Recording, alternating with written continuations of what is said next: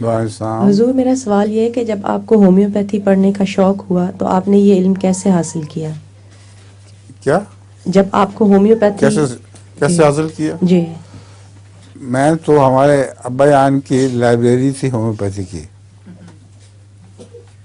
اس میں دنیا کی نایاب کتابیں بھی تھیں. میں نے وہ تقریباً ساری کتابیں چرا چرا کے پڑھنی شروع کی تھیں اور اپنے طور پر ہی پڑھائی کی ہے. کسی استاد سے ہومیوپیتھی نہیں پڑھی. وہ پڑھنے کے بعد پھر میں تجربے کیا کرتا تھا، تو سب سے زیادہ بیچاروں اپنے بچوں پر تجربے کیا کرتا تھا. ان کے لیے ایلوپیتھک دوائیاں بند تھیں سب.